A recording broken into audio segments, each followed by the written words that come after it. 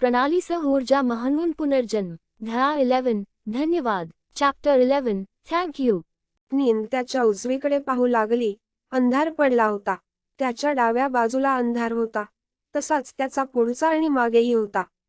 संपूर्ण खोलीत प्रकाश प्रवेश करू शकेल अशी कोणतीही उघडी नव्हती.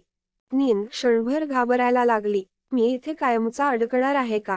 त्याच्या भीतीने त्याला नीट विचार करता आला नाही. 1-2 मिनिटांनंतर हळूहळू घाबरून गेल्यावर त्याने शेवटी डोके वापरायला सुरुवात केली. नाही. लोक इथे नक्कीच वेगवेगळ्या शस्त्रास्त्रे आणि आरमारांसाठी येतील, बरोबर. तोपर्यंत मला वाट पाहावी लागेल.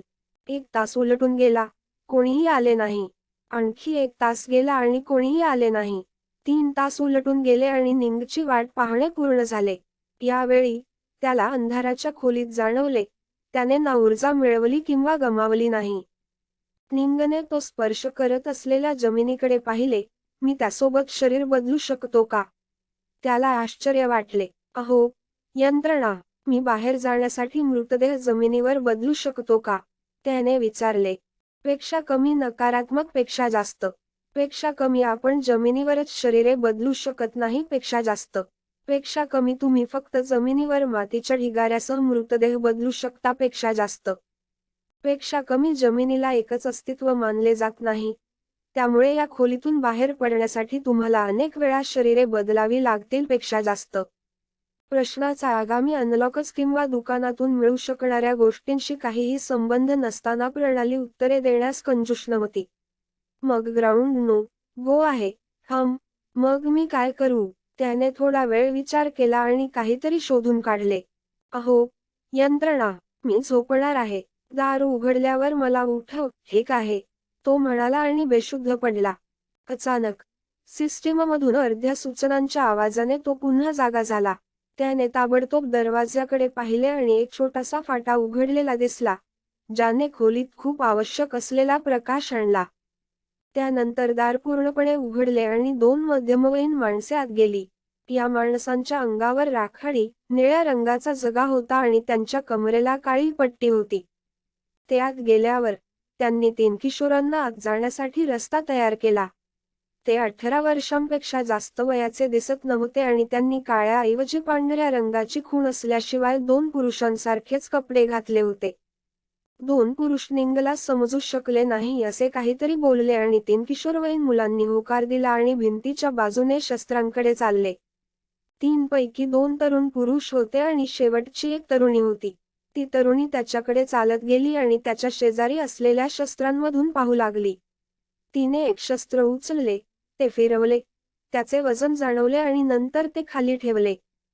तिने इतर शस्त्रास्त्रांसोबतही असेच केले. जेव्हा ती त्याच्याकडे पोहोचली तेव्हा तिने त्यालाही उचलून घेतले.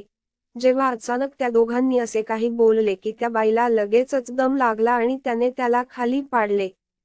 नाही, सिस्टीम, मी आता ज्याला स्पर्श करतोय त्याच्याशी माझे शरीर बदला, तो आतून ओरडला. अचानक त्याला स्वतःच्या बदललेल्या संरचनेशी जुळवून घेणे कठीण वाटल्याने त्याचे संपूर्ण चैतन्य बदललेले शरीर जाणवले. मी कुठे आहे? त्याला आश्चर्य वाटले. तो स्वतः राहत असलेली वस्तू कधीही पाहू शकत नाही, म्हणून तो सध्या कशात होता हा त्याच्यासाठी एक खरा प्रश्न होता. त्याला अचानक काहीतरी जाणवू लागलं. त्याच्यावर काहीतरी गुळगुळीत होते आणि त्याला 2 मोठ्या गुठळ्या जाणवत होत्या. जर त्याचा आत्ता चेहरा असेल तर त्याचा चेहरा पांढऱ्यावरून लाल झालेला दिसतो. नाही, तो सर्व दिशांना पाहू लागला आणि शेवटी लक्षात आले, तो सध्या मुलीच्या पोशाखात आहे. डोक्यात खोडकर विचार येऊ लागले. मी डोकावून बघू का? नाही, पण कदाचित थोडे. त्यामुळे काही नुकसान तर होणार नाही ना? त्याच्या कुतूहलाने त्याला चांगलेच पकडले आणि त्याने हळूहळू डोकावण्याची दृष्टी हलवली. दुर्दैवाने किंवा कदाचित सुदैवाने बाईच्या कपड्याच्या आतील भागात अंधार होता, त्यामुळे त्याला काहीही दिसत नव्हते. तो निराश झाला. थांब ना, असे वाटणे थांबवा. तू विकृत नाहीस. आणि निराश झाल्याबद्दल स्वतःला फटकारले. त्याच्या वाढलेल्या भावनांवर नियंत्रण ठेवणे सध्या कठीण होते. मुलगी शस्त्रे शोधत खोलीभोवती फिरत होती, तर निंगला शारीरिकदृष्ट्या जाणवत असलेल्या प्रत्येक गोष्टीवर लक्ष केंद्रित करणे कठीण होते. शेवटी बाई एका पातळ रॅपियर सारखी तलवार ओलांडून थांबली. तलवारीला एक निळ्या रंगाची हँडल होती आणि ती ज्या म्यानात ठेवली होती ती देखील निळ्या रंगाची गडद सावली होती. त्या बाईने थोडा वेळ त्याकडे पाहिलं आणि होकार दिला आणि ते स्वतःकडेच ठेवलं. मी आता करू शकत नाही. नीन स्वतःशीच ओरडला. सिस्टम. म्यानसह बॉडी बदला. पेक्षा कमी पुष्टीपेक्षा जास्त. पुन्हा एकदा त्याला जाणवले की त्याची चेतना पुढे सरकली आहे आणि फक्त म्यानमध्ये जाण्यासाठी जगा सोडला. देव खूप विचलित करणारा होता. तो स्वतःशीच म्हणाला.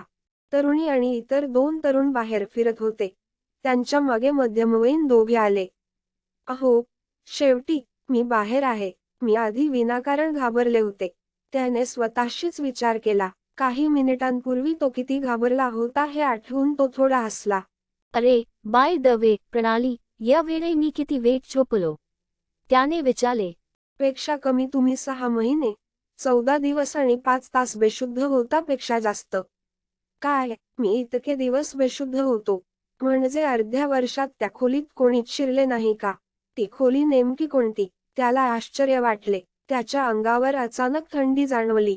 त्याने बाहेरच्या दिशेने मागे वळून पाहिले आणि जे दिसले ते पाहून तो थक्क झाला. आकाशातून बर्फ पडत होता. जमीन बर्फाने झाकलेली होती. सर्व काही पांढरे झाले होते. इमारतींच्या बाजूचे तुकडे झाले होते तर त्यांचे छतही बर्फाने भरले होते. इमारतींमधून काळा धूर निघत होता. बर्फ. त्याला आश्चर्य वाटले. बर्फ पाहण्याची ही त्याची पहिलीच वेळ होती. तो नेहमी अशा भागात राहत होता जिथे हिवाळ्यातही कधीही बर्फ पडत नाही आणि त्याने ते फक्त टीव्हीवर पाहिले होते. शेवटी, वास्तविक जीवनात प्रथमच ते पाहून, त्याला आश्चर्यकारकपणे आनंद झाला. त्याला समजले की बर्फाचा अर्थ त्याला सूर्यापासून उष्णता मिळणार नाही. परंतु त्याने त्याची पर्वा केली नाही.